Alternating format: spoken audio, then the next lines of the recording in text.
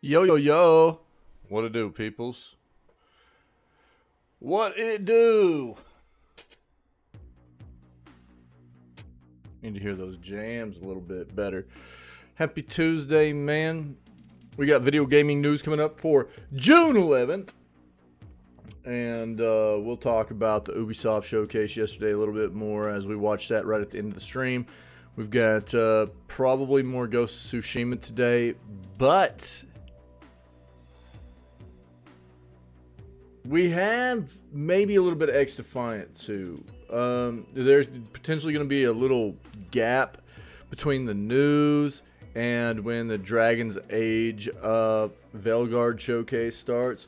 So we might do a little bit of X-Defiant. They've got some promotional stuff going on to get some skins if you play within the next like day, 2 days, something like that. So we might do a little bit of that just in between the news, because I think the showcase starts at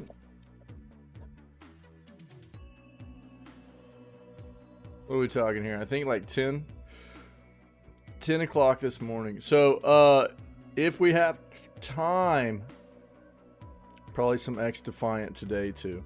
I know I just said like I'm probably done with X-Defiant, but we're probably going to jump in there and play a little bit today, because I'm a liar apparently. So we'll see how it goes. We'll just play it by ear, see how the day goes. I want to get in there and get the because I've been enjoying X-Defiant. I want to get in there and get some of the promotional items and things that they've got going on because of the showcase yesterday. So we'll jump in there and take a look and see what we got. All right. It's going to be a banger of a day, guys. We had a great day in Ghost of Tsushima yesterday, even though I died about 30 times in a matter of 10 minutes on a boss fight, which was brutally crazy and tilting and made me salty, and I'm sorry, but we got past it, and that's what matters. And, you know, we got to Act 2, and that was fun. So we'll keep pushing, man. We'll keep pushing. It's going to be a good day. And, yeah, I don't know. I guess on that note, let's get into it and let's see what we got for video gaming news this morning. Let's go. So, as you can see, first and foremost, what we do have is Dragon's Age Veilguard. That's popping off today at 8 o'clock a.m. Pacific time, 11 a.m. Eastern time, which would be 10 o'clock my time, right? And 4 p.m. BST. So we will watch this and see what we got coming. Nothing yet still on the Nintendo Direct, okay? So we'll keep trying to pay attention and see what we get out of that. But on to the news.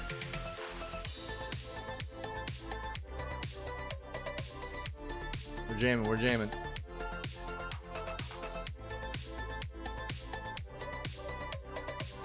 Yep.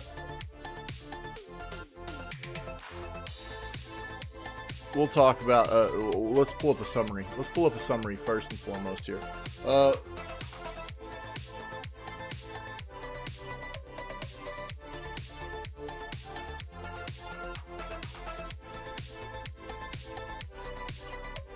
Games Radar, that'll work. So we will recap everything that was talked about, shown at the Ubisoft showcase yesterday. Discuss it as a community. I'll give you my feedback personally on what I felt about Ubi's showcase. Got a release date for M. Bison for Street Fighter 6. Cool. A lot of this Ubisoft stuff I'm not going to cover because it'll come up in the recap that we'll have, okay? What I'll probably also do this morning, time permitting, shouldn't be an issue, but I'll go back through my wish list because most of the big chunk of summer showcase stuff has happened. So, again, pending Nintendo giving us their showcase. I've got a lot of stuff on my wish list that I found intriguing, and I'll go back through some of that this morning and just give everybody an idea of what I personally found to be interesting and worth putting on my wish list. And I'll narrow it down to the stuff that I thought was just kind of worth putting on there to keep track of, and the stuff that I'm really, really interested in, okay?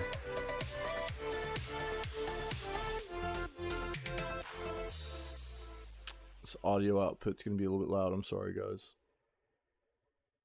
Forgot I had to turn that up for the showcase. Ubisoft showcase was like really quiet. It was wild. So turning my audio output on OBS down a little bit again. Let me know how it sounds so I make sure I'm getting it back to the right spot, please.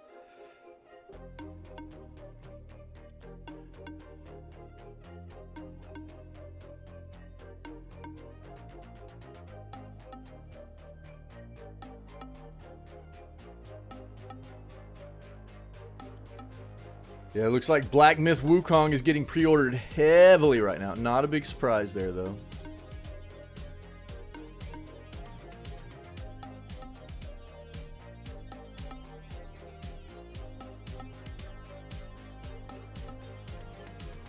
We recapped the Xbox showcase yesterday in the news because it happened the day before yesterday. And we watched it live. I feel like right now Xbox has had the best showcase. I do. It was fairly concise and to the point. There wasn't a lot of crappy filler content. They had some nice reveals, and it was a pretty good production. I think right now they've had the best all the way around. It wasn't phenomenal by any means. I don't think that we're talking like even an A grade. I'd say like a B to a B plus probably. But I think that just gives you a sense of what this summer's showcase season has been as a whole. You know, I think Xbox is probably a B to a B plus, and I think they're the best, to be honest with you. Not that there haven't been some other probably like decent, like Day of the Devs was good.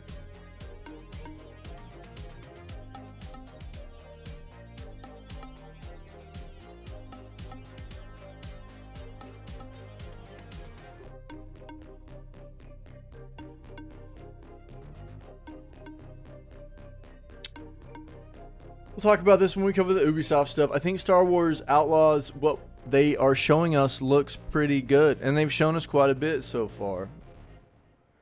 My expectations with anything Ubisoft is hindered. My expectations are gonna be low. I think that's just the way you have to be with Ubisoft nowadays. And but I hope it's good. I do hope it's good. There's a lot of people that are going to be buying into that game just based on the Star Wars premise, because a lot of people love that universe. And I want the game to be good for them.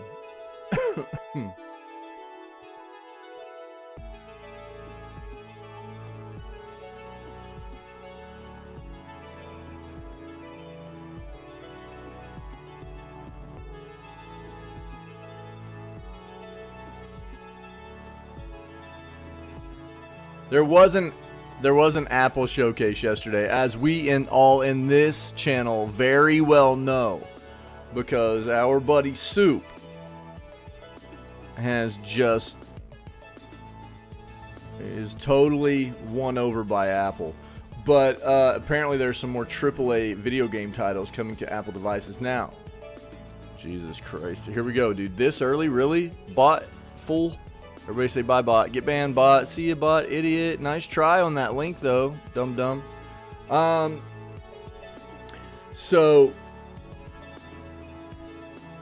I think that what you've got to understand, you know, anybody that's going to be like, oh, well, we're getting AAA titles on mobile or whatever, on Apple devices, you know, expect a different experience, especially visually. These AAA games that have been slowly getting to Apple devices and stuff, they are not the same. I would say in gameplay, there's going to be some differences, and especially graphically, there's going to be notable differences in these games. So be prepared for that. And you can see it in like Assassin's Creed. Just look at Assassin's Creed Mirage. Right, look at Assassin's Creed Mirage. It's a recent game that came out, but we'll look at what's coming. There's nothing. I mean, I'm not going to say that this isn't a step in the right direction either. It is. This is a step in the right direction.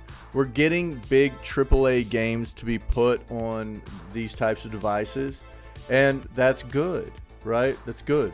No matter whether you're a fan of Apple or not, right? Or, you know, if you're an Android fan or whatever.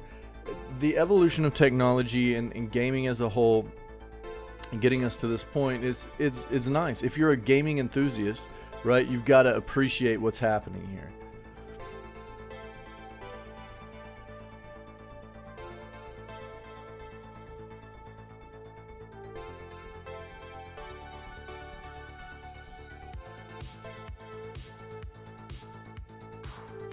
Huge Switch sale. We'll take a quick peek. Where will you be playing games in the future? Probably be playing games in like a cocoon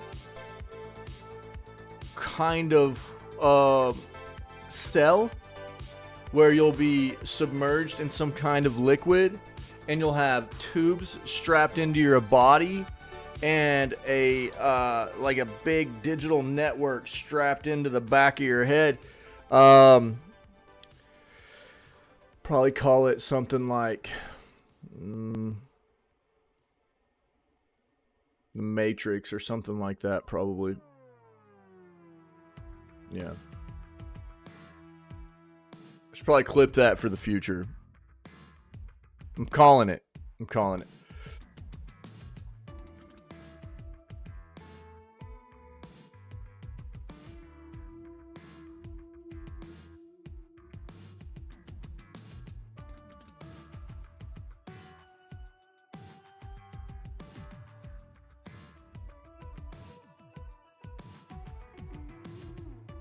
PS Plus announcing its biggest game yet for 2024. Let's take a look.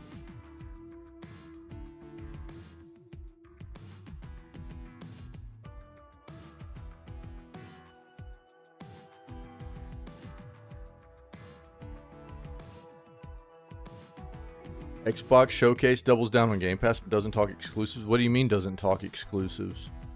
There was Avowed. There was Indiana Jones. There was Doom. There was, I mean, what? So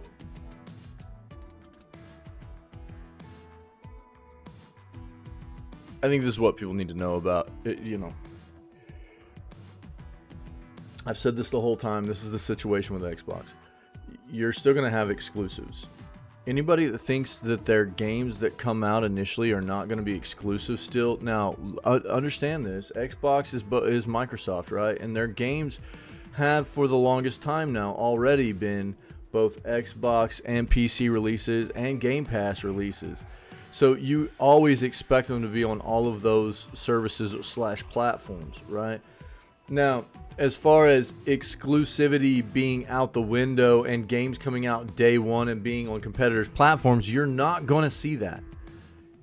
At least not right now. You're still going to have exclusives.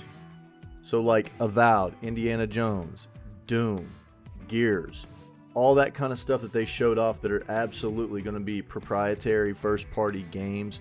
Those are going to be on PlayStation's console, or not PlayStation, Xbox's console, excuse me. Xbox's console and PC and Game Pass. And they won't be on competitors' platforms. They just won't. At least for a period of exclusivity. Anybody that thinks differently doesn't understand what's going on right now. So just know that. Know that.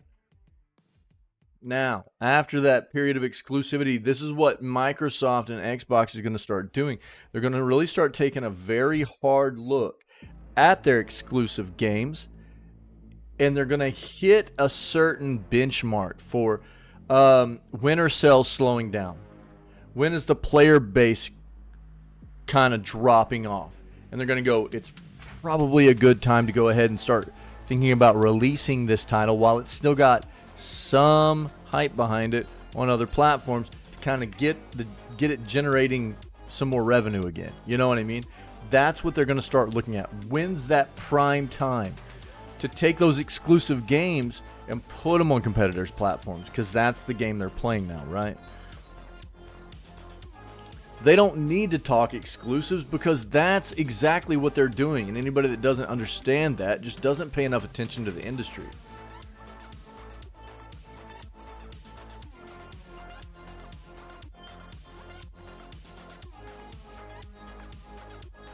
It was so funny to see them promote Skull and Bones yesterday.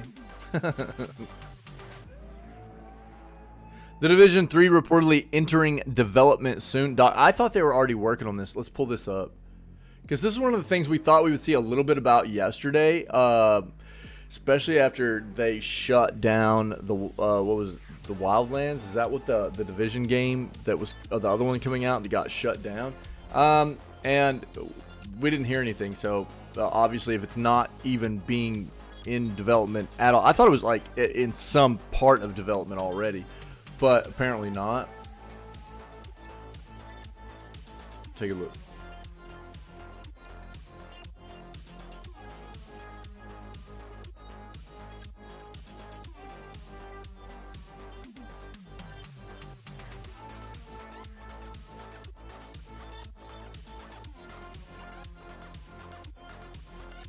I'm going to talk about this morning. Assassin's Creed Shadows has the best looking Assassin's Creed combat in ages, and I love that you can crawl through grass.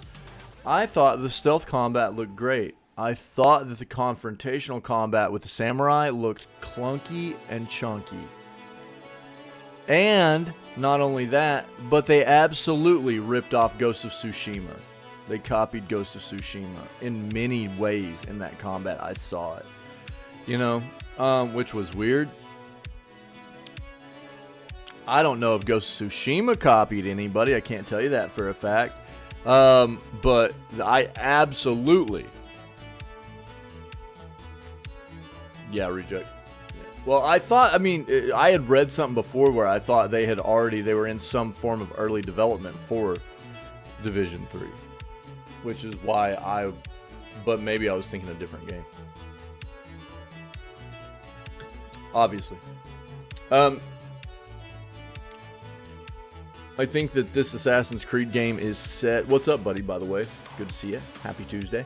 I think this setting for Assassin's Creed is very, very good. Again, I thought the stealth stuff looked fantastic. But the head-on melee stuff with the samurai looked a bit chunky to me, which was kind of weird.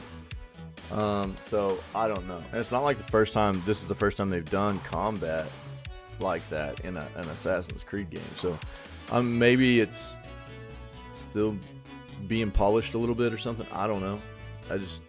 For what I saw, it looked not super smooth. We'll see though. We'll talk about it a little bit more as we'll pull up the Ubi stuff.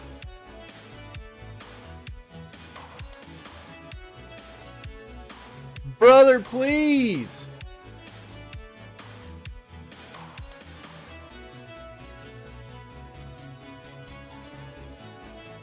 Really? Well, here's the thing. So there's always going to be influence from those games. Those games were groundbreaking, right? So the Batman Arkham games are iconic for a reason. They were groundbreaking on the melee combat, a lot of the incorporations that came along from Rocksteady with those games.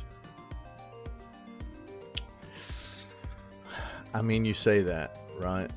You say that. Well, let's talk about that for a second. Nice, dude. Love it. 20 stream streak. Let's go, dude. We're going streaking! Get wrecked. Get wrecked. So let me bring up a point to you, though. So, I knew you were, but I beat you. So, to that I say, sir, thank you for the amazing streak, and also, there you go.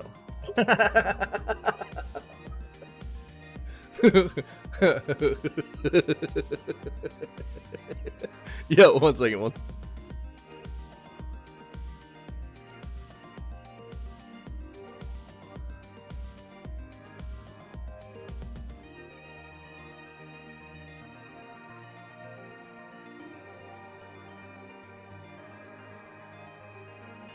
Though, I think that in a sense you're not really wrong. But what I'll bring up here is I think Batman Arkham is a perfect example, right? So the Arkham games were one of the reasons they're so iconic is because their incorporation, their releases actually showed a huge evolution in the change of what combat could be in video games. They were very, very progressive, inventive, and redefined basically what like melee combat could be in video games, right? So not only are the games good, even though I haven't played them, I know I'm an absolute, uncultured swine, but I own them. I've owned them for a long time. I just haven't found time to play them. But I do know a lot about them. And that's one of the things that's really interesting about those games. Is one of the reasons that, besides the fact that they're very good content-wise, is that they really did redefine what combat could be for video games. And a lot of developers have used them as basically their muse, if you will, to how and how to incorporate their own combat into their games, correct? So it's not necessarily, I mean, we talk about this a lot. There's a lot of emulation. There's a lot of emulation in the video gaming industry, like there is in a lot of the other parts of entertainment. You get a lot of copying, if you will, because things that work well just tend to be copied by other companies because they've worked well for those original companies, right? So what I'll say is that when you talk about you can only do so much with combat, right? Only so many ways you can run a combat. To an extent, yes. But then also, I mean, when you take a look at Batman Arkham games, we're gonna have another epiphany at some point, right? And everything that's being done with combat games from then up till now is basically leading to some company coming up with something incredibly groundbreaking and reinventing what combat is in video games, right? Just like so many other genres. So when you say that there's only so much that can be done, to an extent, yes. But there's also going to be something that comes through at some point that blows everybody's mind. And it'll change at that point moving forward as well for what video games are. That's the way it works, right? Because technology allows that as it evolves as well, correct? So, to see influence from games is quite different, I think, than seeing almost exact copy, right? Exactly what I was getting ready to talk about, Reject. So, now, a lot of what I saw did look copied. A lot of what I saw in Assassin's Creed Shadow looked copied. Same movesets from enemies. The indicator for non-blockable. The indicator for parryable attacks, but not blockable. I mean, it was very, very, very copied looking to me. Honestly. And maybe, there are other games before Ghost of Tsushima that did that. The Ghost of Tsushima copied that I just didn't play or something. I don't know. But from my experience, and I'm sure right now because I'm playing Ghost of Tsushima, watching that trailer yesterday, I was like, ooh wee, dude. That looks ripped straight out of Ghost of Tsushima. There was differences as well, don't get me wrong. But I mean, there was a lot that looked just legit straight out of Ghost of Tsushima. It was really wild. So, well, and that's the thing. That's another thing. I mean, I haven't played Assassin's Creed ever, really. So, some good batting action. I actually thought the samurai combat looked real clunky, dude. It looked chunky. It didn't look smooth. So, we'll talk about it, though. We'll get in there and we'll talk about that. I thought the stealth stuff looked great. I thought it looked really good. The samurai combat looked kind of chunky, dude. Soup, we've talked about this. What are you talking about? Look, we're reading this article today. We're reading this article today. I cannot stress enough to anybody in the industry that is going to put on a showcase this.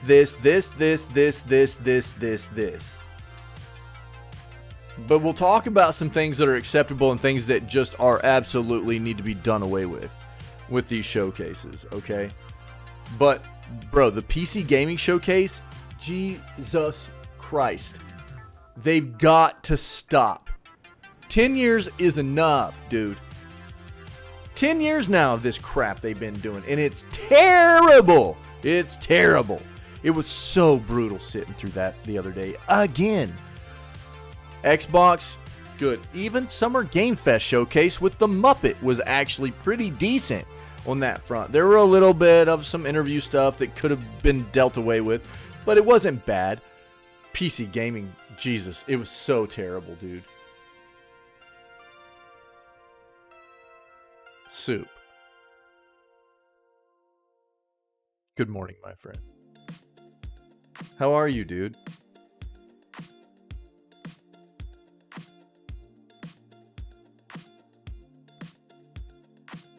Let's start with that. Happy Tuesday.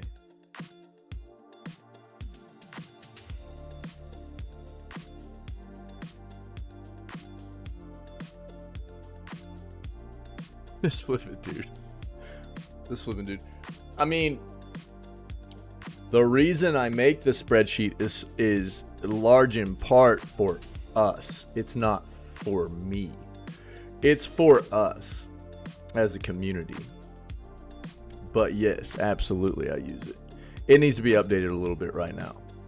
But yeah, I mean, part of it helps me because it's a tentative schedule as new games come out and everything. The schedule tends to kind of rearrange a bit, but it helps me keep track of the games I played, when I played them, as well as what I'm looking to play moving forward, whether it be a solo game or a community game, so I can keep people in the know for that. But a lot of it's in my head. A lot of it's in my head as well. So, for instance, like, I know that we're going to be doing Sons of the Forest coming up pretty soon, right? I know when September hits, I'm planning on doing a lot of Lethal Company with the community, as well as hopefully playing Lies of P whenever the DLC hits. I'm expecting DLC for Lies of P to hit around that time frame, and I want to play more ominous kind of games, not necessarily horror, but ominous kind of games in September to lead into, Scaretober for us. And then obviously October, I've got a lot of games lined up for Scaretober. Too many to keep in my head, which is why the spreadsheet's nice. But like Choo Choo Charles, stuff like that. And then November and December, we're going to play RDR2, Reject.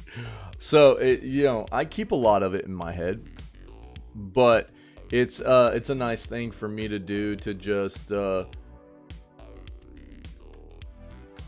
for all of us, as well as myself, because if you look to the side of the schedule as well, I mean, I've got a list of games that have already been out that I'm interested in playing that could somehow, some way get onto the schedule, as well as games that are to be announced date-wise that I try to keep track of and then figure out if we can fit them in and stuff like that. So, I mean, that's it's something that helps me keep track of the best way, potentially, in a very outline kind of way, to you know, play my games, as well as helping keep the community in the know about it as well. We've talked about this, man. Come on.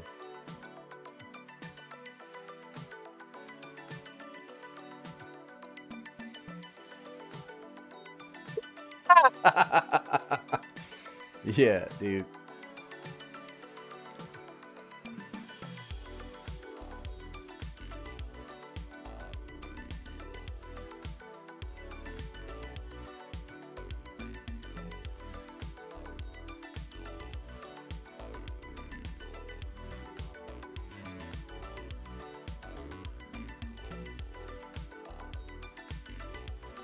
Yeah, we're getting a new faction in X Defiant for season 1. Interesting. But I have this whole recap of yesterday's showcase to go over with everybody, so we'll go over it.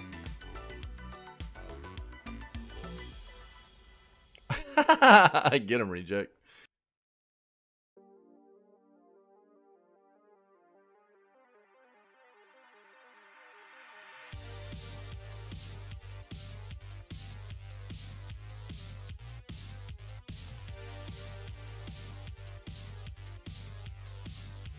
Warhammer Age of Sigmar's new edition release date revealed. We'll take a look.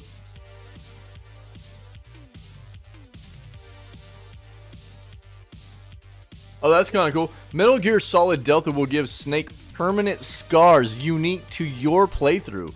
Bro, that is insanely cool.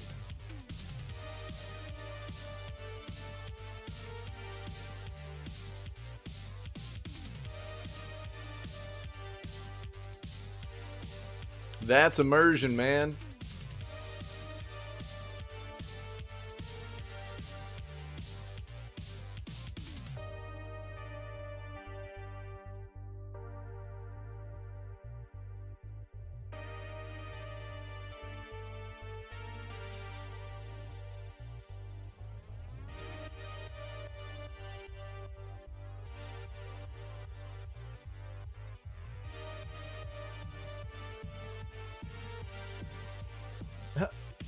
Did you just fart? Is that what that was? This is soup this morning, apparently. Just so you know, I actually have an article up talking about their game stuff. Where have you been?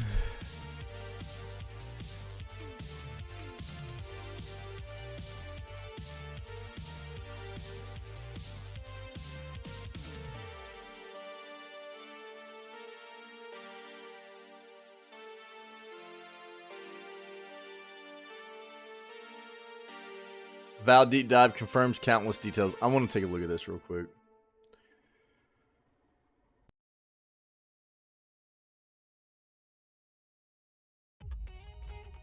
No, I'm not going to look at that. You know why? Because I already have an article up about more AAA games coming to their platform, okay? You're late. You're late.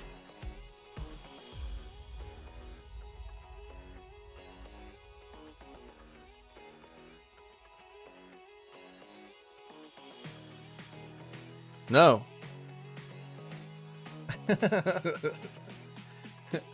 You're rude this morning, you know that? What happened? Some girl pooping your post toasties, dude? Why you being so rude this morning? What's wrong with you? Somebody shoot you down again?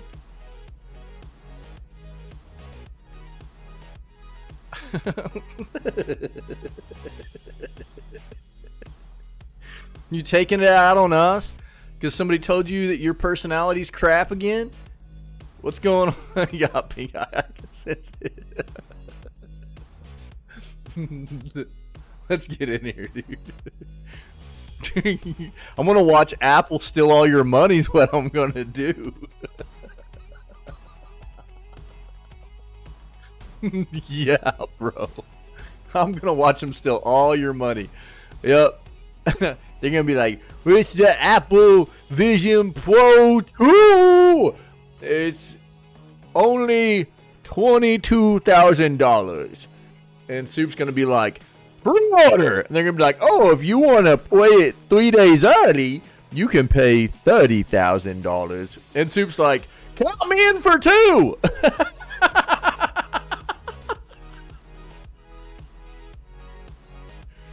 Look, man. Look. Florida, don't feed into this. Don't give him that. Don't give him that. Soup comes in here, dude, inciting violence every morning. I tell Soup all the time that I love him. He knows that. But he comes in here being like this, you know. I tried to be nice. I tried to be nice, you know. I tried to be nice. I tried to be like, yo, before you start doing this, let's just have a good morning. How you doing? Happy Tuesday. And he was like, no. You know. You can't help Soup sometimes, you know. He's just gonna be him, dude. You know. So in return, what he gets is for me to just troll him, you know. That's how this goes. Apple gets Florida too. Yeah, look, man. Again, in the grand scheme of things, I'm not gonna knock any person for, you know, enjoying a particular product or whatever, but dude, Apple's a tough company for me. It's one that I will try to advise people to stay away from. They're really scummy, dude. They're really scummy. They're not good to their customers. They take advantage of their customers, and a lot of it's because they don't have competition, you know. Android side has competition, which is what I think elevates a lot of the quality of what goes on there, with at least hardware wise and stuff like that, right? Apple's terribly disgusting. So bad. Game publishers, how you doing, Florida? By the way, happy Tuesday, my friend. See, this is Soup. I'm gonna have you take a little bit of some notes here about how friends treat each other. Okay. Happy Tuesday, Florida. How you doing? The game publishers, please keep your showcases brief from now on. Better with Steve Jobs on some fronts. On some fronts, yeah, I agree. Yeah.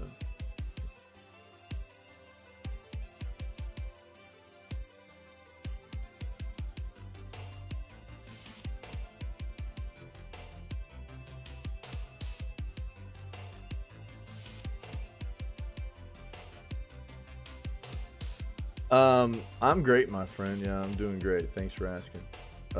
See that, Soup? See how friends treat each other? You little troll lord. Man, why you keep farting in chat, dude? You smell terrible. Did you eat beans last night or something, dude? Quit stinking up chat, bro. Quit stinking up chat. Dude, I've been saying this. Actually, every season that we have showcases, every showcase season, I say this. I express these same sentiments, and ooh, dude, Taco Bell, you're more than farting this morning, man. If that's the case, you might want to go check your drawers. You probably got a little more than some farts going on. Yeah. You're probably you might be dookieing yourself. Might be Call of Dookie-ing yourself, dude. Oh God, here we go. Soup. You're such a savage, dude. Game publishers, please keep your showcases brief from now on. Please, God, please. Please. You know, it's so terribly mauling, dude, to watch. Like, I think the worst one this showcase season so far has been... No, I didn't watch IGN. I'm not a big fan of IGN anymore. Look, we got flipping bussers, dude. Randomo. Bussers and flipping Kipo? Somebody better win, dude. Bussers and Kipo. Get it. Go. Bro, that's perfect. Dude, Stream Elements is flipping sentient, dude. Yo, get out of here.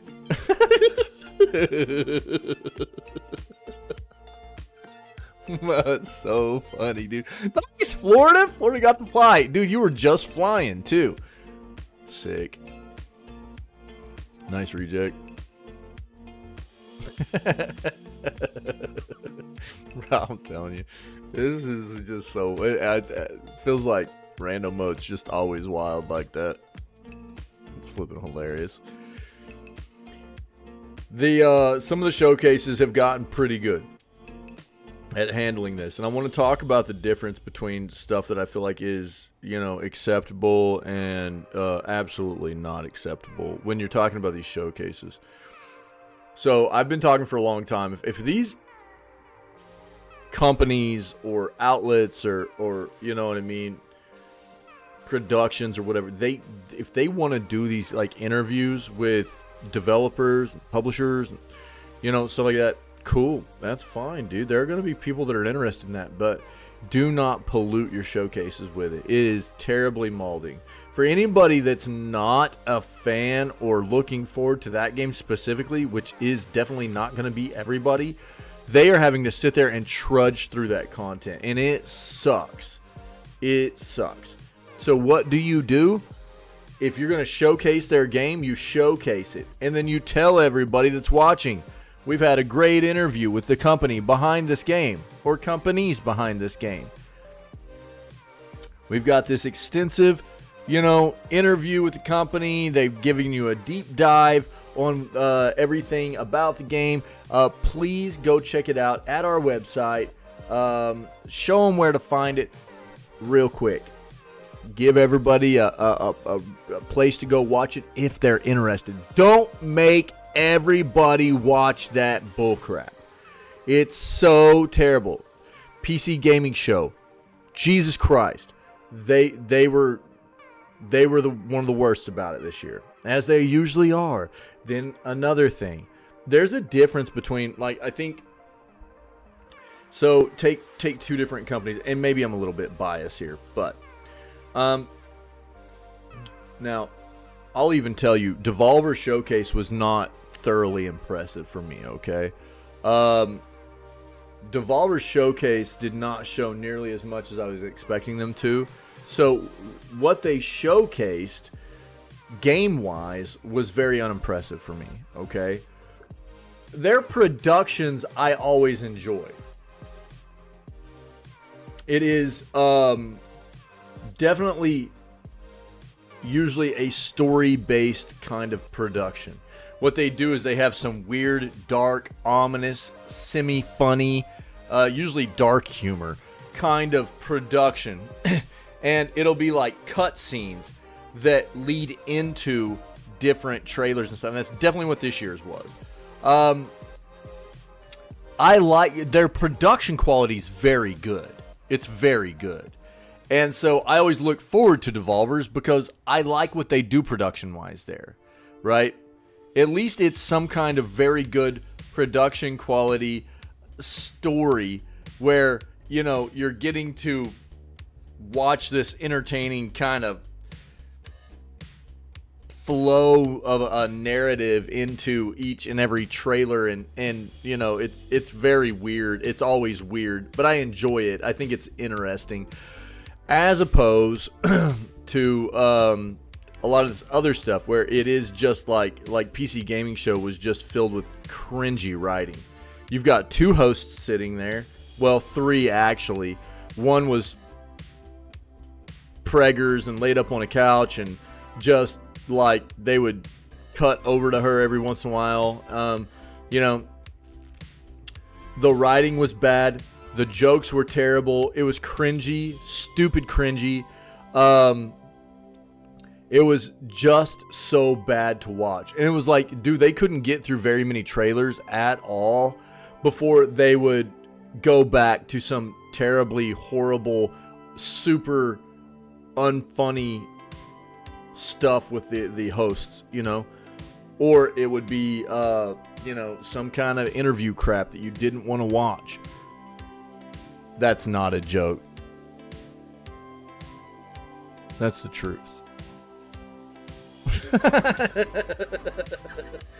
But I think that there's going to be a difference, right? Like, and again, maybe I'm a little bit biased, but I'm better off watching something of a high quality production that's got some kind of reason for leading into the trailers or whatever, as opposed to just nonsense. Just nonsense and crap content or whatever. And who knows, maybe a lot of people even feel like Devolver needs to get to where they're just showcasing trailers. And I would respect that. I enjoy the Devolver stuff because it's weird, it's dark, it's, you know, dark humor and just kind of a lot of weirdness, which I find entertaining. But a lot of people might not, and I respect that. And if that's the case, they need to think about doing the same thing. Cut the bull crap out and just get to the trailers. You know what I mean? So let's read this. Game publishers, keep your showcases brief from now on. This complaint is sort of tough to articulate because my job since 2008 has been to demand news of a private sector business that is not obligated to divulge it. And June is the month when everyone in the games publishing industry finally goes, okay, we'll give you the news now. And boy, does that fire hose open. My colleagues and I furiously try to keep pace with the rapid fire announcements of events like Summer Games Fest, Xbox Game Showcase, and coming later today, Ubisoft Forward. This was written yesterday, right? It's a symbiotic relationship. These platform holders and publishers announce the games. We print the news, get the clicks. I get it. If we're pretending to serve the same audience, though, I can't say that we're now making a purposeful use of its attention. I feel like we're abusing it, actually, with these hour-long showcases or more in which every trailer is presented, cheek by jowl, as the single most precious thing anyone could ever see at that moment in time, and then huge roundups that try to encapsulate everything as shown. It is impossible to place these schedules of wares, if they actually have launch dates, in any kind of context where a consumer can make a considerate judgment of how to spend their money other than take all of it. It is impossible to relate the importance of any world premiere, or even treat those words seriously when everything is a world premiere, breathlessly introduced with a title card and gravely spoken voiceovers about fighting for everything you believe in, leading into a closing title card that shoulder shrugs at an actual release date.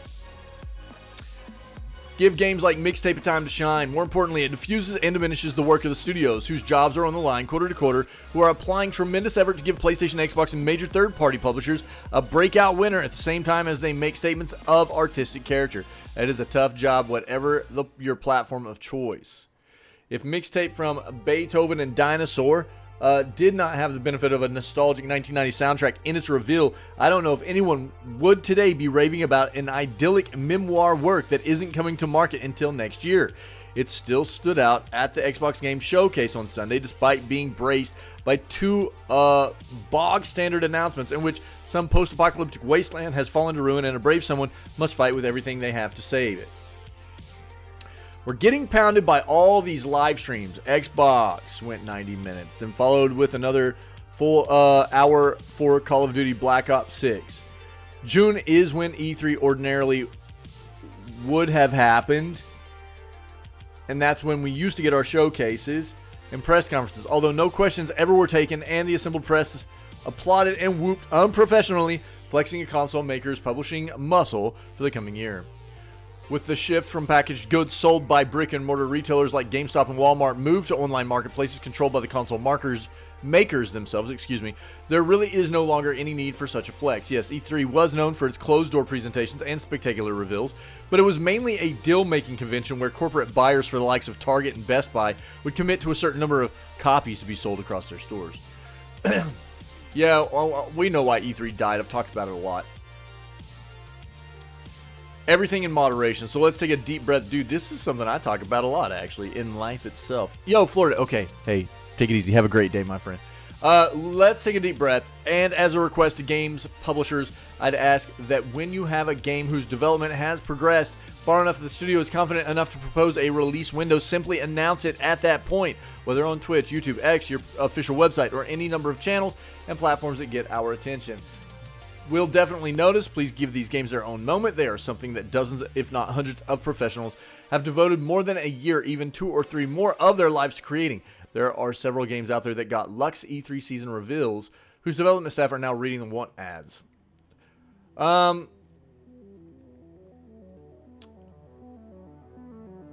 there is no longer a need to do a 90-minute show jam-packed with trailers. I don't know, dude. This is going in a bit of a different way than I thought it would. I don't know. I think that the showcase season is fine as long as it's just give us the meat. I don't think a lot of people were,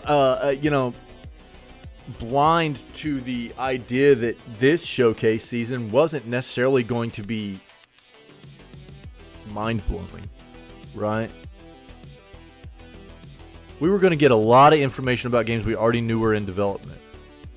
But additional information is good. I think most of us are fine with that. Are we going to be as impressed as maybe years past? No. And I don't think we have been.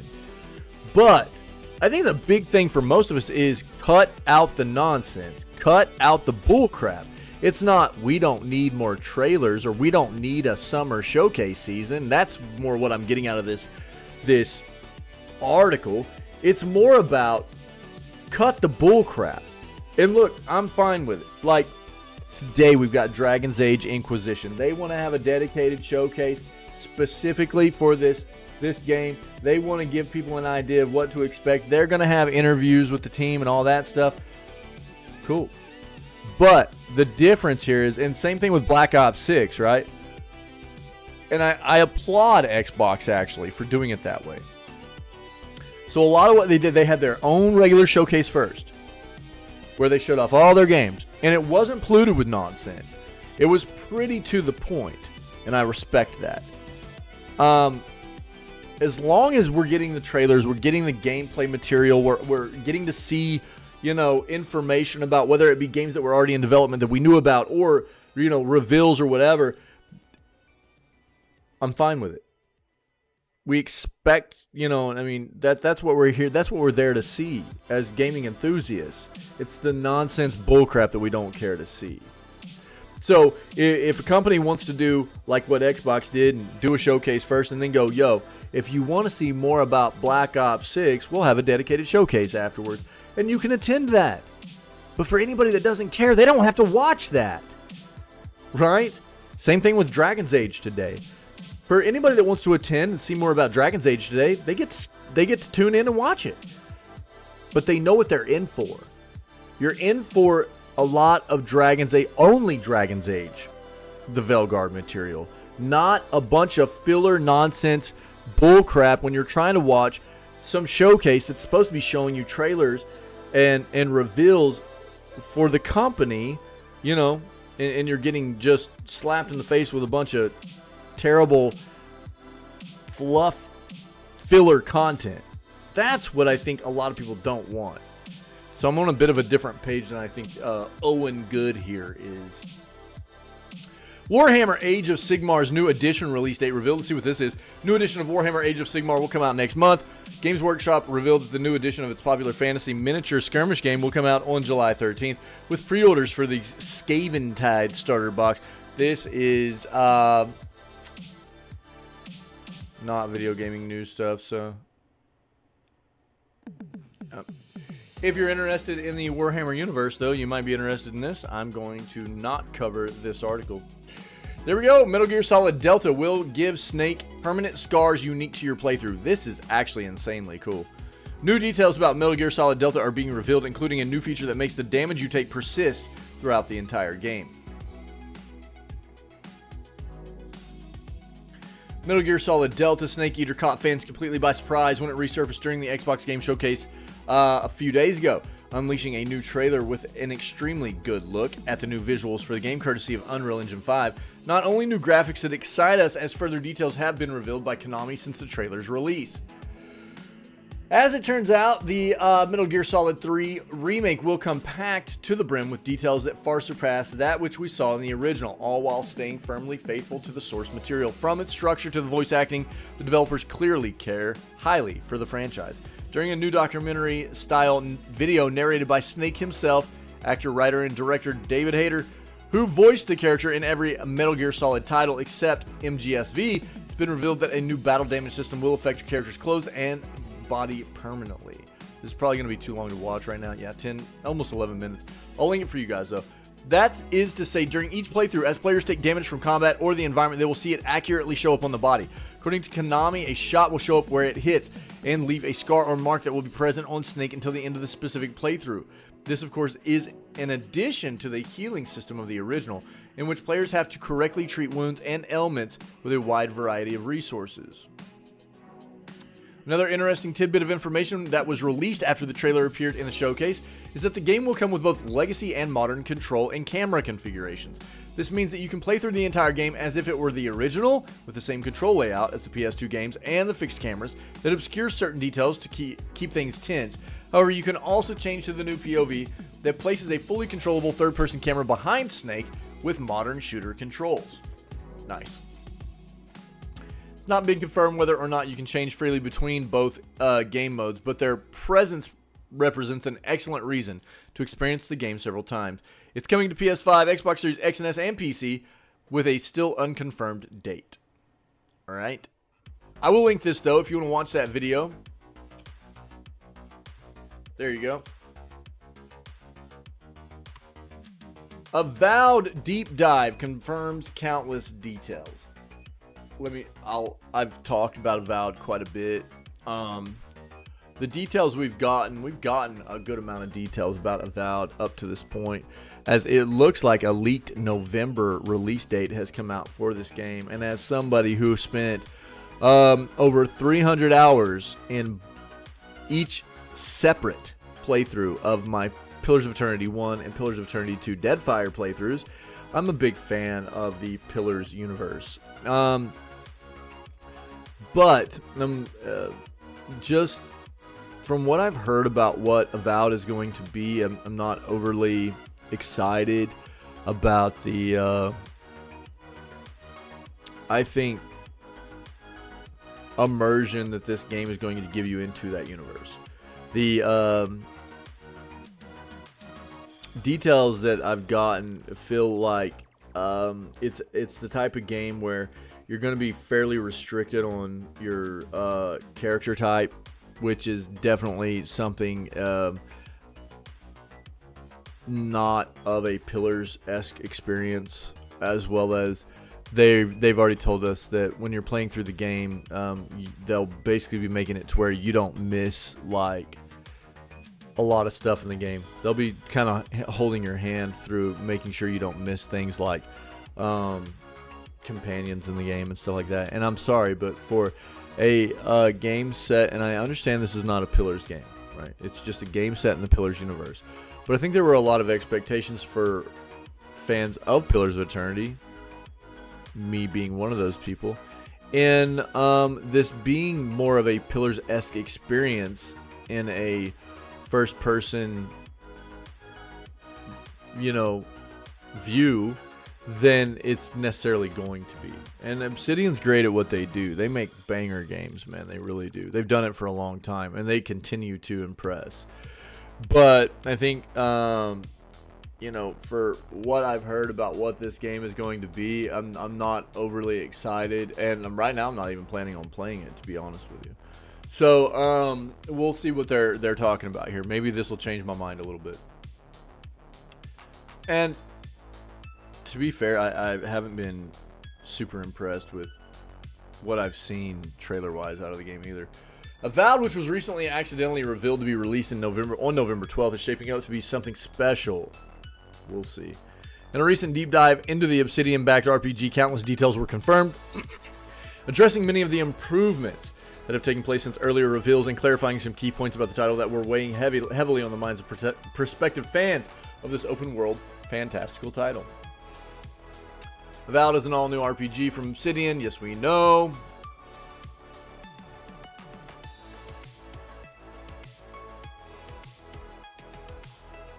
Ratings for games.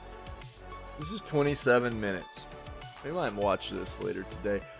In this breakdown, Obsidian confirms that Avowed is a first and third-person title with almost endless options to carve out your own story. It includes mixing and matching abilities on the fly, scrapping your character build to flesh out a new one at the press of a button if you so desire. It's a multifaceted game that welcomes various playstyles and approaches, some of which might be hidden, encouraging players to think outside of the box. It's an honest Obsidian RPG. The skill trees, companion system, and dialogue menus are full-fledged and thought-provoking, really allowing players to get immersed and involved as they explore the story.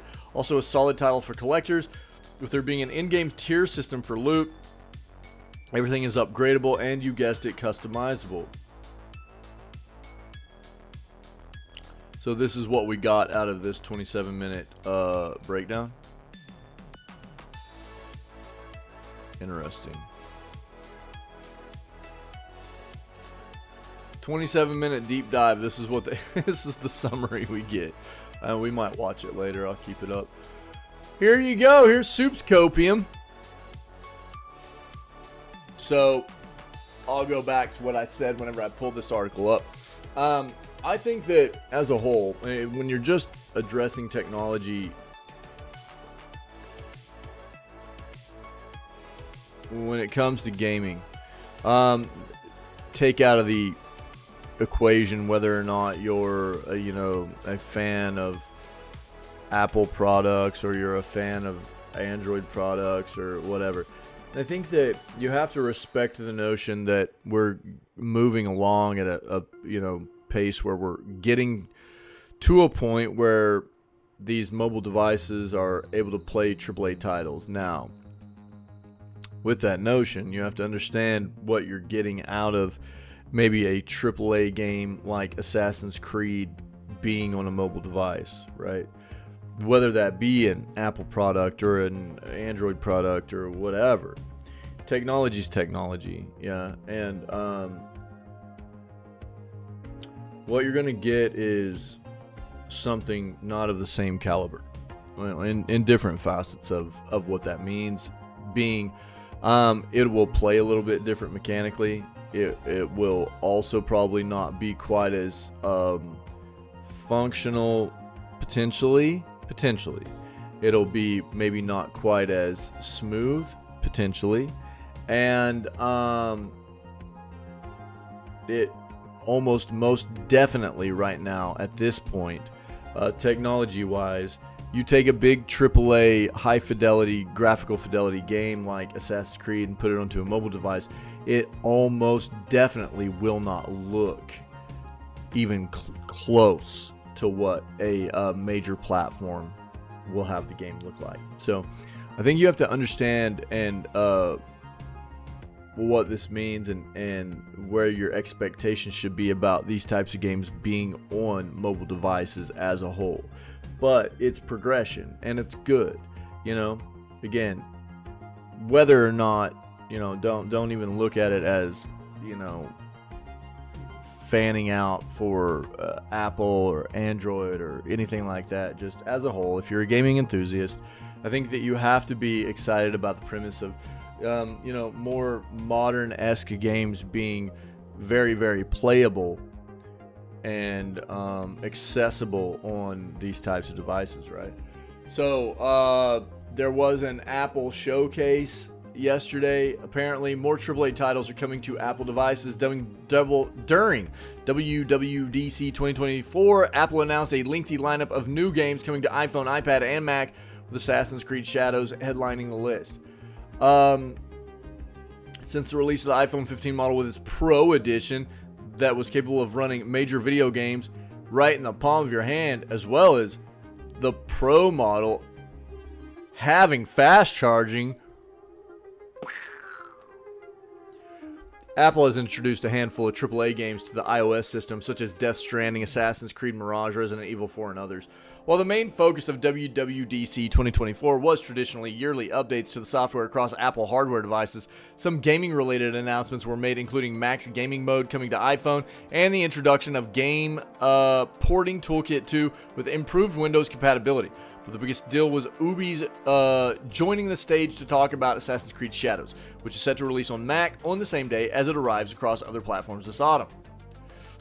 Additionally, as shown in the image captured during the presentation, more AAA titles will be joining the lineup of iOS-supported games in the coming months. Here's every game announced at WWDC 2024. AC Shadows, Dead Island 2, Sniper Elite 4, Wuthering Waves, Control Ultimate Edition, Pal World, Resident Evil 7 Biohazard, Riven. There you go, Soup.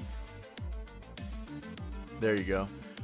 Prince of Persia: The Lost Crown, Valheim, nice. World of Warcraft: The War Within, Frostpunk 2, Resident Evil 2, RoboCop, Rogue City. If you want to watch the showcase, it'll be right here. It's like an hour and 40, almost 45 minutes long. There's no doubt the list of Mac OS and iOS supported games will continue to expand shortly as Apple's technology becomes increasingly powerful with the new iPhone 16 underway. And now that the UB Anvil engine is fully compatible with Apple's ecosystem, the developer is determined to continue bringing Anvil titles to Apple's devices. Yeah, if you want to watch the full conference and everything, right here, you can see it right here. I mean, let's be very honest here. I mean, you know, as far as like Apple computers and devices and stuff, they're quite behind the curve of a lot of other, you know, PC gaming devices. In getting to being able to run modern, you know, gaming applications, because Apple, it really doesn't want to do anything that's not proprietary, right? So it's all about trying to produce their own in-house graphic utilities, and they don't want to use anything outside, right? So it's, you know, they don't want to use anything else. And so they're finally coming around to the point of being able to run things of a more modern nature. And I mean, look, for gaming as a whole, it's good, you know what I mean? But they've needed to get to this point for quite some time, in my opinion. If you want to watch the showcase, here you go.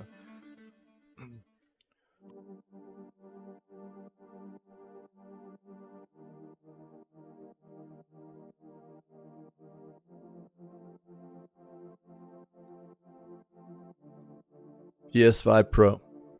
I haven't heard anything different to make me think we're gonna get any, you know, a different time frame than the end of the year. I'm guessing probably November. So my thought is that we'll probably have some kind of showcase around August or September from PlayStation. And at that point, they'll announce the PS5 Pro, and we'll get details, official details on it. You know, huge Nintendo Switch sale has must-play games from $4 to $15. Deals I'd buy now. So on the e-store, Nintendo's got a Mega Extreme Fun Sale. Is this an indicator that maybe they have a showcase coming? I don't know. Could be, could absolutely not be. Right now, you can get Animal Crossing New Horizons for $41, Splatoon 3 for the same price, and Super Mario Odyssey for $39. Those are going to be US dollars, I'm pretty sure. Other highlights include Dark Souls Remastered for $19, Spyro plus Crash Remastered Bundle at $26, and Bayonetta 3 for $41. They got all the links in here. You can see some of the other games. A lot of deals in here. Sea of Stars, nice. Persona Collection is $49 instead of $89. It's $40 off. It's pretty good. So a lot of deals in here. Here's your links if you need some Switch games, okay? I'll put it in our deals channel of the Discord as well, okay?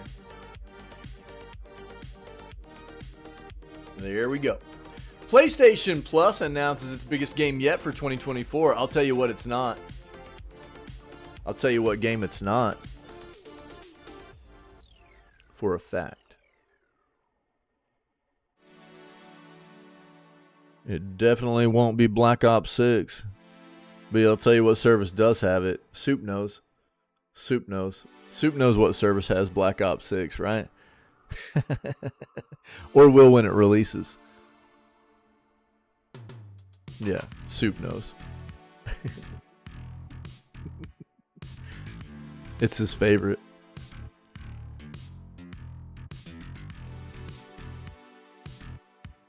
Like, here's the deal, brother. It didn't have to be. They gave Sony every opportunity. They gave Sony every opportunity. Not only to have Call of Duty still, right? but to also still have a lot of those Activision games that they traditionally had on PlayStation. The first company that Microsoft went to with a 10-year deal was Sony. And who shot it down? Jim Ryan did.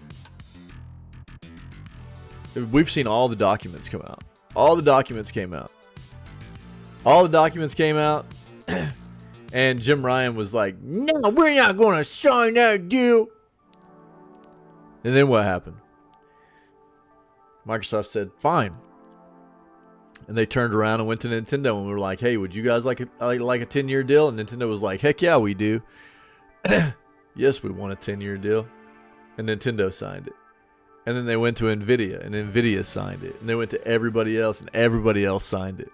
Who was gonna? Everybody did. Everybody did. Everybody did. PlayStation screwed themselves, dude, on that. Truth hurts, brother. I mean, we all knew they wouldn't, though, right? They were trying to make it look as anti-competitive as possible. So we knew they would. But you can't say who was gonna. PlayStation should have bought Activision. Yeah, maybe so, dude. Maybe so. That's probably the way a lot of Sony fans felt. Is it, though? Was it okay? We'll find out. PlayStation Plus announces its biggest game yet for 2024. Sony just announced the biggest game yet that will be coming to PS Plus this year.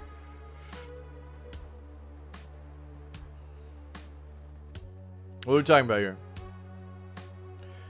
Harry Potter Quidditch champions. Oh, dog, I messed that up. Harry Potter Quidditch champions. To PS Plus as a day one addition to the service. There you go. September 3rd, guys. You can watch the trailer here. We've already seen it before. The Quidditch champions. Yeah, dude. Here you go. If you want to watch the trailer, we've already seen it. Street Fighter 6 reveals M. Bison's release date. Ooh-wee, later this month.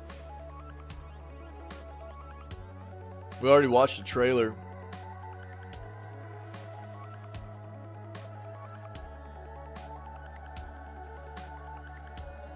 Ooh, M. Bison, dude.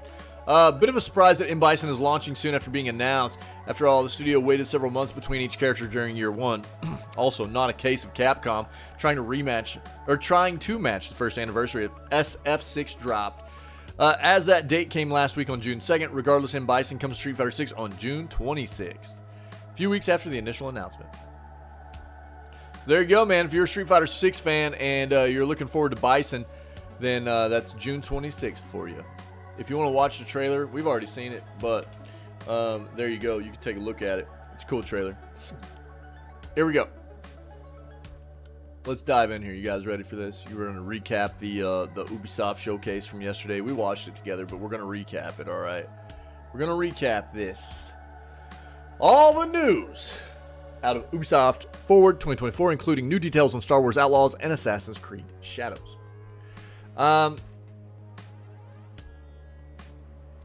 So Ubisoft Forward 2024 is all done and dusted, basically wrapping up the Summer Games Fest schedule for this year to an extent.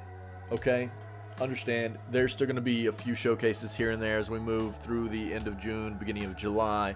We've got today's showcase of Dragon's Age, the Veilguard. We've got Nintendo still to hold their own showcase. There will probably be a few others here and there, you know, as we move through the next month. But for the most part, this was the big chunk, yes. So here's the gist. New Star Wars Outlaws trailer. Yep. X-Defiant Season 1 coming July 2nd. That's less than a month from now, right? 3 weeks from now, really. Prince Skull and Bones, the quadruple A gaming experience, if you will. We'll go down through the trailers and everything too, so we can look at anything that looks worth. But you know, I'll just read these bullet points first. Prince of Persia: The Lost Crown is getting even tougher in a free update out now. Dead Cells developers Prince of Persia roguelike is getting a brand new biome with enemies, weapons, and more. Ubi drops Magical Hourglass. Announced 2026 release for Prince of Persia: The Sands of Time remake. Yes. Still, you know, a couple of years away at least. Frontiers of Pandora, the Avatar game, is getting a story pack expansion on July 16th. Year 2 details outlined for the Crew Motorfest. Anno 117 was announced, delivering a Roman gaming experience unlike anything you've ever played before, ever in the experience of gaming ever in your life, apparently. Assassin's Creed Shadows dynamic weather system has a massive impact on gameplay. Assassin's Creed Shadows gameplay shows how the RPG's protagonists differ when it comes to assassinations, because there's going to be both a samurai you can play where you just kind of go head on with stuff, or there's also going to be the more ninja styled character that you use to do the stealthing with, right?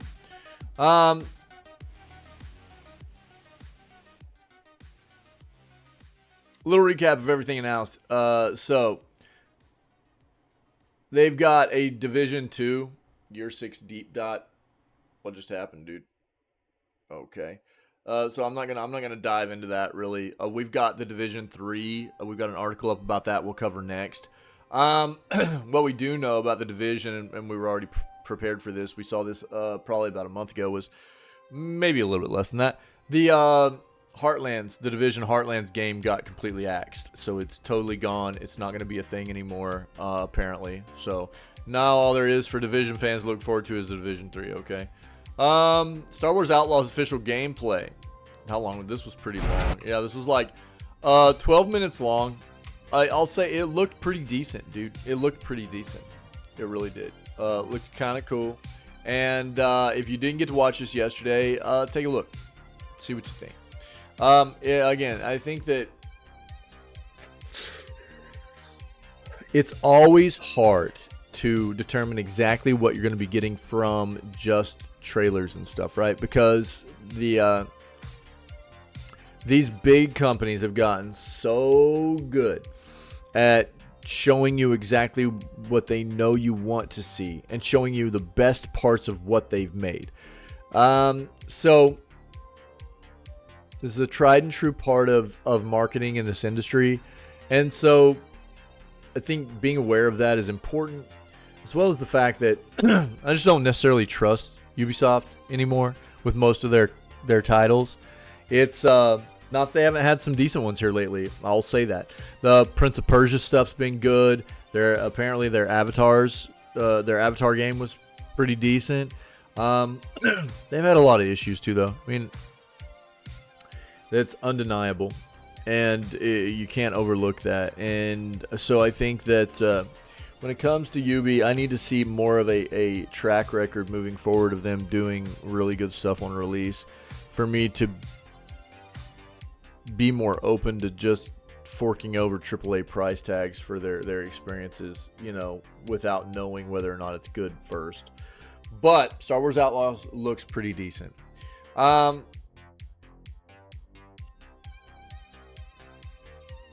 There's a full breakdown of the Assassin's Creed stuff, too. This is 10 minutes long, so we're not going to watch all this either. But we watched it yesterday, and you're more than welcome to, because I'll link this to you. I think my takeaway here is, I was talking about this a little bit earlier. The stealth looked really good. The head-on combat with the samurai looked a little clunky to me. It looked kind of janky, like not real fluid, not real smooth. And I hope that's not the case. Maybe it was just the trailer or something. I don't know. But I do hope that it feels better in the game than it looked to me. Again, the stealth stuff looked really cool. Looked really good. But that just the combat with the samurai, there was something clunky about it for me. The other thing was, it was kind of weird watching it because there was a lot that looked so cloned. I'm not talking like influenced. I'm talking cloned out of Ghost of Tsushima for me about that combat. From enemy attacks to the indicators were the exact same thing. Indicators were the exact same thing from unblockable, unparryable to just parryables, stuff like that. It was so weird watching that. I don't know if maybe Ghost of Tsushima took it from someplace else first. I have no idea. But what I will, because I mean, you know, is that a possibility? Maybe so. But I will tell you that what I did notice was that Assassin's Creed Shadows, that combat, that with the samurai when he was facing enemies, dude, it was dead on Ghost of Tsushima. No doubt about it. Cloned. Like, copied. It was weird. It looked weird to see that in this game when I'm playing Ghost of Tsushima right now. Which is a bit concerning, honestly, for me.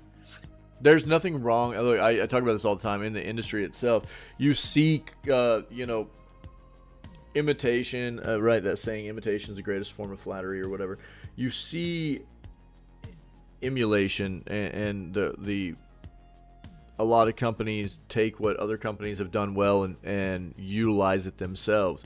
But what you have to do, you've got to make it unique, dude. You really do. I mean, if you're going to take stuff from another game and utilize it in your own product or whatever, you've got to find ways to make it unique and not make it look like you're just stone cold copying it from them. And that's the way it looked to me. It really did. Again, I don't know for a fact that maybe Ghost of Tsushima didn't get it from somewhere else first. I don't know. There's the potential there. But what I will say, from my experience of game playing right now, it was totally copied right out of Ghost of Tsushima.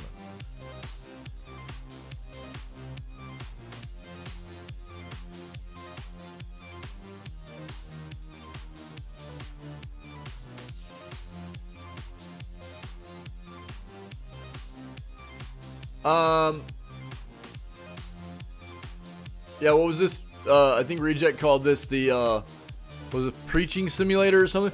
This is a trailer for Anno 117. This is a, like a 4X game, right? So, a new Anno game coming to us, 117 Pax Romana.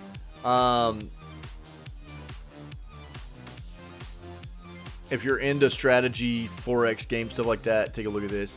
A lot of people like the Anno games. I never really dove into them.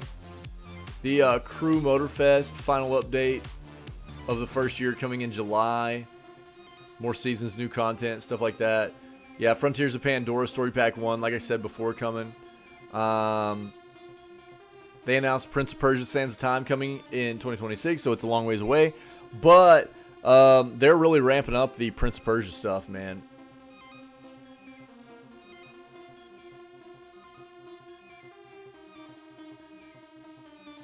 Skull and Bones Season 2.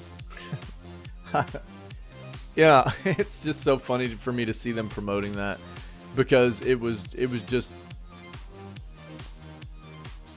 especially after the whole, you know, Yves Guillemot, who is the CEO of that of Ubi, calling the game a quadruple A game and defending like the $70 prize tag with all the monetization, and it's supposed to be a live service game and all that.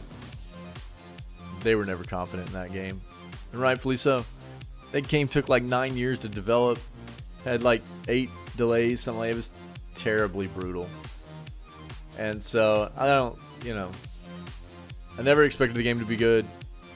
I've talked to many people that have played it that were like, yeah, it's pretty meh. But they've got some new content coming. You can look into it if you want. New X-Defiant stuff. We got a new faction, the GSK, got unveiled. We got 3 new weapons, 1 new map per month coming. Clubhouse, Daytona, and Rockefeller are the ones coming up. New game mode, Capture the Flag, also, and ranked progressions. What I need to know is, what are they doing to prevent cheating? Because it's rampant in that game right now, man. It is really, really gross.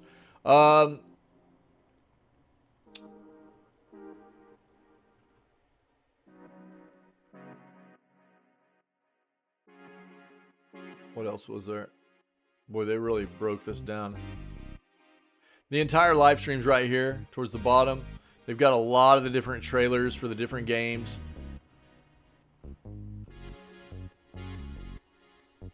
There's the X-Defiant roadmap right here as well. Season 1, Season 2, Season 3, Season 4.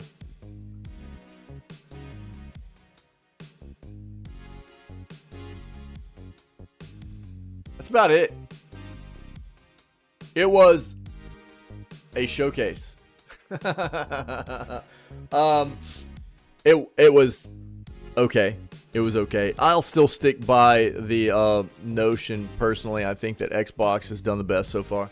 I think Xbox's showcase personally for me has been the best one. It was pretty concise. It was to the point. Obviously, they had a follow-up showcase for Black Ops 6, but you didn't need to watch that if you didn't want to. We did, but if you were just there for the Xbox content as a whole, then they covered everything pretty concisely, got to the point pretty, they had some good reveals. They had some good updates on some of the other stuff we knew they were working on. So I still feel like Xbox is kind of taking the cake right now. And even at that, I feel like their showcase was still only like a B to a B+. So I just think that tells you what this showcase period's kind of been like for most people, at least for myself. Everybody's going to be a bit different. So everything's kind of subjective, right? We have different feelings on that stuff. Everybody's a little unique in it. And so, but that's my own feeling right now. I don't think that a lot of people are going to feel that far off from what I feel about it. So I'll link this for you guys. There's a lot of good material in here. If you didn't get to catch the Ubisoft showcase with us yesterday live, then you can recap everything right here. Okay. Now what I'm going to do, I want to talk about the Division 3 real quick as our last article, and then I'll pull up my Steam page and we'll go through my wish list and take a look at, since basically the only thing left right now for the meat of the showcase weekend here is this Dragon's Age stuff going on here in about 2 hours now. We will pull up my wish list and we'll go through a lot of the stuff that I've added in there and just show people that for a second and let you take a look, and we might look at a couple of the trailers or something, but a lot of it I've already shown. I've gone basically every day. I've gone back through during our news segments. I've shown everybody the games that I found to be more notable to throw on my own wish list on Steam, but I'll do it again today, and if anybody needs me to showcase it in a little bit more detail as I'm showing these games, then by all means let me know, but we'll talk about this just a second.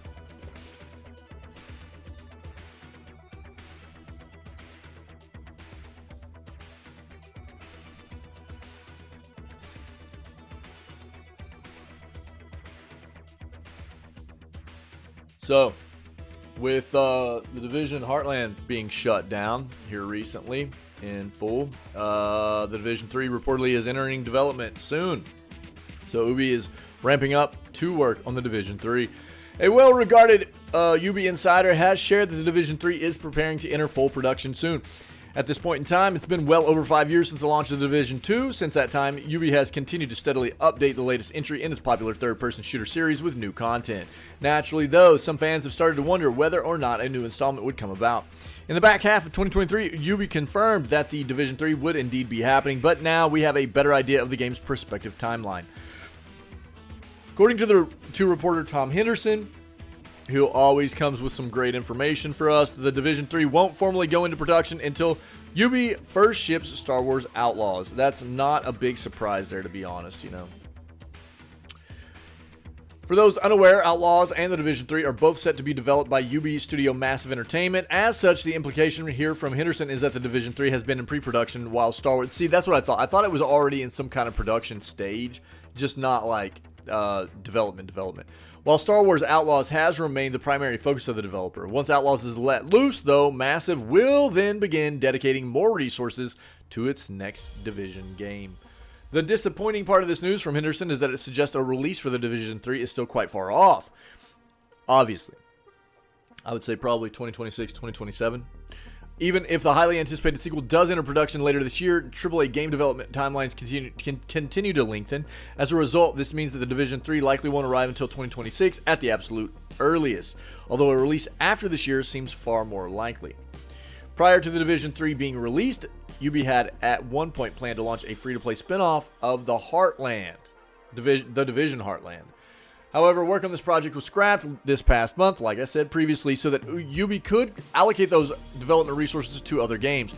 As a result, The Division 2 remains the only active title in this series at this point outside of The Division Resurgence, which is a mobile spin-off that is in the works. News on The Division Resurgence has been slim in recent months, but the title is broadly slated to release in 2024. I apologize for the cough. My allergies are totally jacked this morning. So there you go for Division fans. That's what you need to know, okay? Now, before we close out this news segment, let's go ahead and pull up my Steam page, and we'll look at my wish list real quick, and we'll kind of cycle through some of these games. So we've looked at a lot of these already. If you see anything in here as I'm reading them out and you go, let's take a look at that because I don't know what that is, tell me, and I'll watch it. But we've watched a lot of these. So literally there's nothing different from today than there was yesterday whenever we watched. I didn't add anything from the Ubisoft showcase yesterday. So nothing has changed from my wish list, but I'm just trying to cover things multiple days to keep people in the know as far as what games are being announced and the ones that I have found to be more intriguing and stuff like that. So yesterday I covered a lot of these. We watched a lot of these together and everything, but I'm just going to go through here and kind of list out a lot of these games. And if you're interested and you want me to show a trailer or something, then let me know, okay? But there's these, I'm just going to read them off, are the games that I have found to be more intriguing and interesting and worth, at least in some capacity, keeping track of as they continue to move forward towards either early access or a full release or what have you, right? So Dungeon Crawler, Stormforge, this game looks pretty, both of these look pretty dope. I put Black Ops 6 on here. I've really lost taste for Call of Duty over about the past 10 years. And I just don't feel like the quality's been there for the most part anymore. And but we got a lot of fans of Call of Duty in this community. You know what I mean? And if my peeps here tell me that Black Ops 6 is decent, then, you know, I'll try it out with you, okay? But I'm not going to flip $70 for a game that, you know, I just don't trust to be good. What I've seen so far looks decent, but these companies are good at making you think, you know, showing you what you want to see. Doom the Dark Ages looks pretty cool. Into the Dead, Our Darkest Days. This game has a vibe of, man, what's the name of that game? There was a game, man, from probably like mid to late 2010s. It was all about surviving in a kind of war-torn setting.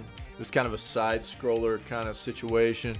It was very well done, and I can't think of the name of it. That's what Into the Dead, Our Darkest Days reminds me of. But instead of surviving in a war-torn situation, it's more of a zombie apocalypse kind of situation. It looks really cool. Looks really good. Shell Runner. Unbeatable looks neat. Level 0 Extraction. This is going to be like a PvPvE alien mutant kind of extraction game. Fumes. Think Twisted Metal delivering packages. Lornville looks kind of wild. Among the Wild. Jesus, this looks like the cutest first-person farming sim resource gathering base building game. It doesn't look like they're doing multiplayer right now. I would love to multiplayer this with people. Jesus Christ. State of Decay 3, South of Midnight. What I will say, South of Midnight, the premise, the art style is good. Or the graphics, you know, it looks, it's pretty. The thing that's throwing me off and some other people off, I think, is they've implemented the animation in a stop motion, like think claymation. It's like a stop motion style of animation. And the way they've done it makes the game look like you've got frame issues. So there are a lot of other games that have used that kind of animation before, and it works just fine. I don't know what it is about South at Midnight that it's not working very well, especially in the cutscenes and stuff. It looks chunky. It looks like it's having frame issues or something rather than just being a cool animation style. So I don't know. Munch looks very cool. This is an action roguelike, dark humor kind of game where you're running around.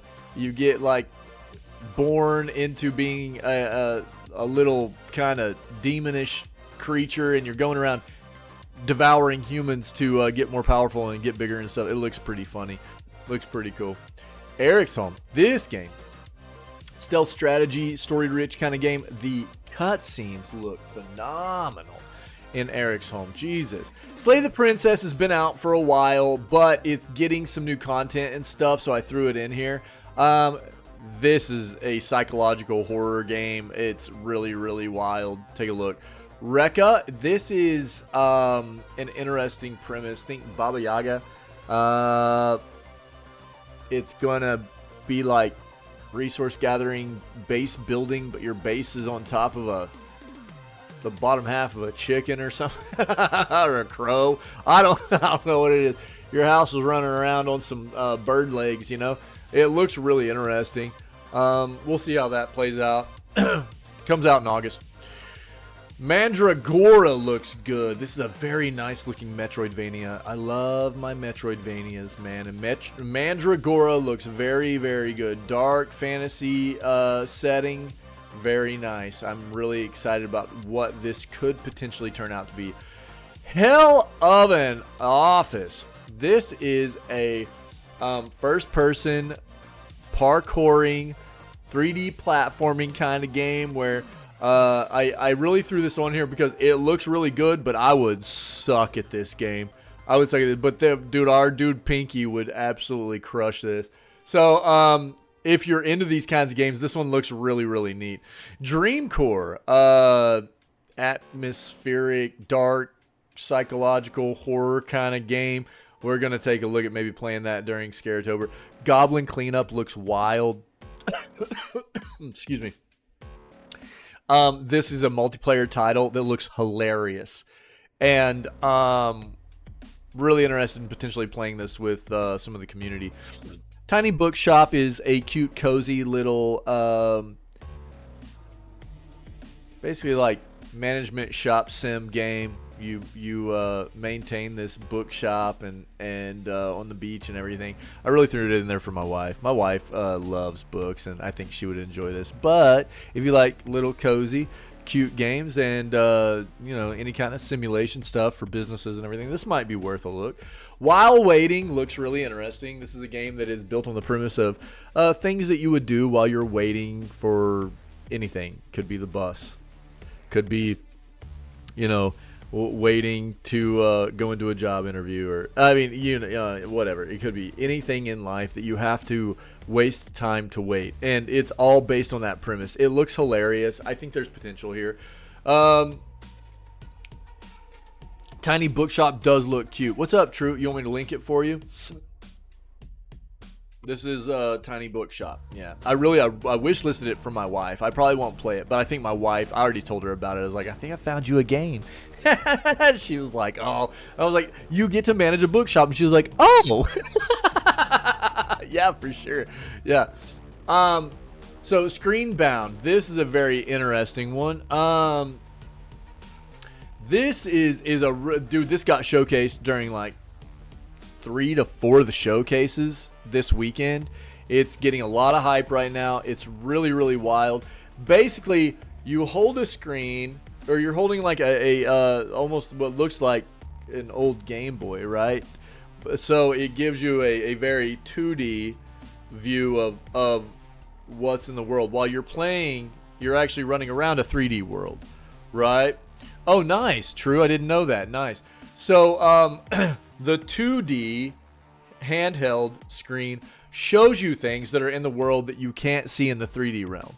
So there will be like enemies, or there will be things that you need to grab or whatever. And it's all about maintaining some kind of awareness of both locations, where you are at in the 2D part of the world, while also maintaining awareness of what you're doing in the actual 3D world which you are in, right?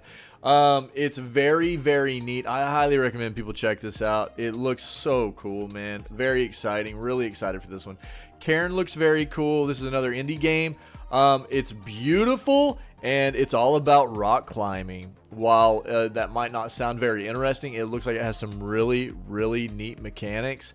Like what I saw in some of the trailer almost made it look like you have an entire system of needing to do some kinds of workouts and stuff whenever you're not climbing to enhance your strength and endurance and stuff like that. Whenever you're climbing, you can run out of stamina, and as you're running out of stamina, your character will, become exasperated and, will express that through sometimes grunts or screams and stuff. Their arms and their extremities will shake as they're, getting closer to not being able to hold on and things. It looks very, very good.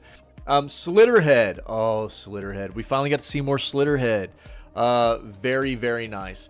This is going to be it looks like a,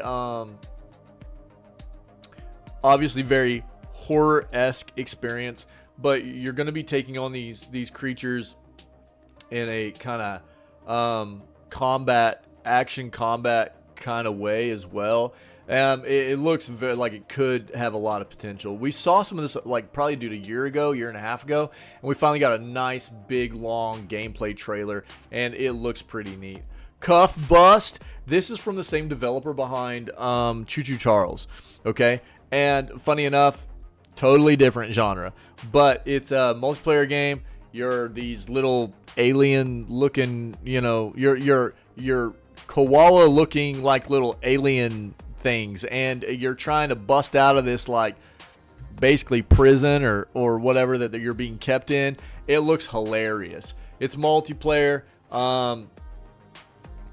It just looks like a really funny wild time, man. You've got Kunitsugami Path of the Goddess. We've seen a lot of this before. This is coming out of Capcom, so that probably means microtransactions, but the premise here is really interesting. Strategy, tower defense, 3D, action, combat kind of stuff. And very, very fantasy, almost to the point of horror-esque kind of experience. Very ominous, dark, real interesting looking. Killer Bean, think just as over the top as you could. Ridiculous, over the top, third-person shooter stuff. Looks really funny. Delta Force Hawk Ops, we've been covering this for probably about the past 4 or 5 months as we've been getting more information about it. It looks very, very good. It's going to be a free-to-play, massively multiplayer FPS game, and it'll be some extraction stuff. It's very tactical, and I think that this has a lot of potential. They're going to start some alpha stuff soon. So alpha gameplay is going to start soon. Even what we've seen so far, if they're only in alpha right now, it looks pretty solid for alpha gameplay. And we'll see how it progresses. But I think Escape from Tarkov fans need something different. The developer of Escape from Tarkov, I can't think of their names right now, but they've been doing quite a disservice to their fan base and customer base. And people need something else besides Tarkov to play. People need to get away from that game and that developer. Tears of Metal looks amazing. Great art style here. We're talking about a multiplayer action roguelike hack and slash game. Medieval, obviously. A little bit of some fantasy medieval stuff. And it looks funny. It looks fun. It just looks like a big slaughter fest. You know what I mean? So if you just want to go get a bunch of body count in or whatever with some friends, it looks like a lot of fun. Neon Blood. This has got a very modern take on pixel animation, and It's like got a 2.5D vibe, cyberpunk, story-rich kind of stuff. Looks like it could be pretty cool. Axis Unseen, I'm not really sure about this yet. I threw it on here to keep track of it. It's who is this coming out of? Some developers of like maybe some of the, was it? I think either Fallout stuff or Elder Scrolls stuff at one point. Maybe, I can't remember for sure. But we've seen stuff about this before. It's single-player action-adventure, horror-esque stuff, but I don't know that I'm really digging the vibe of it too much. And I threw it on here just in case. But that's really the gist of what I found so far, guys. I mean, in the for me, not all of this is going to be, I'm playing all these, you know what I mean? But they're definitely, you know, all of these were worth noting. And I think worth keeping track of, so I could tell everybody in the community or anybody that was hanging out while I was covering showcase stuff or recapping showcase stuff to kind of give you an idea of a lot of different genres that look like they're bringing something decent to the table coming up, and maybe for people to keep track of and whatever kind of genre you're interested in. You know, I think all of these have potential. They really, Stormforge, this is going to be a multiplayer. It's got that like 80s cartoon animation vibe, and it's I'm really interested in how good this is going to be and potentially playing it with the community. It's open world survival, resource gathering, base building kind of game, and the art style is really cool.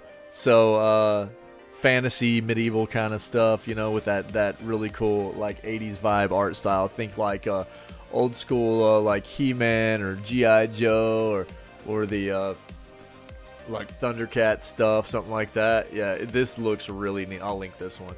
So if anybody in the community is interested, because I love playing these games with you guys, you know, and if this turns out to be something decent, man, this could be a fun time for us, you know.